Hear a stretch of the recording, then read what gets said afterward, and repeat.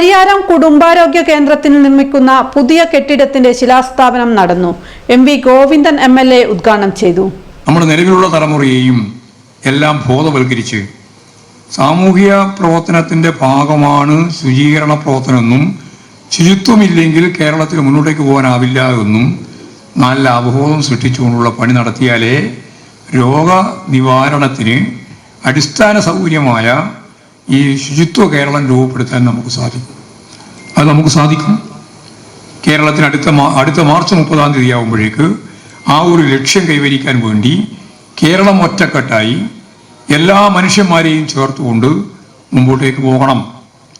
മറ്റൊന്ന്, വ്യക്തി ശുചിത്വത്തിൻ്റെ പ്രശ്നം ഞാൻ നേരത്തെ പറഞ്ഞു, ശരിയാണ്. പക്ഷേ നമ്മൾ ഡോക്ടർ പറയുമ്പോൾ മാത്രമേ നടക്കുകയുള്ളൂ.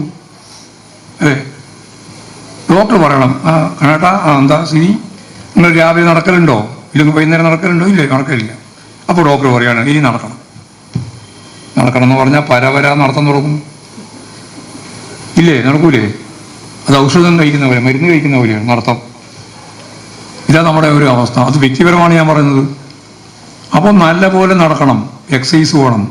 Taliparamba block panchayat president CM Krishnan അധ്യക്ഷത വഹിച്ചു. പരിയാരം ഗ്രാമപഞ്ചായത്ത് president T Sheeba, G Swapna, DPM NHM doctor PK Anilkumar, ജില്ലാ Ardra mission nodal officer doctor CP Bijoy, PP Baburajan, TP Rajani, Tona Vincent, R Gopalan, EC Mallika, Abdul Shukkur, MT Manoharan, EC Manoharan, PV Sajeevan, MA Ibrahim, medical officer doctor KP Anusree തുടങ്ങിയവർ സംസാരിച്ചു.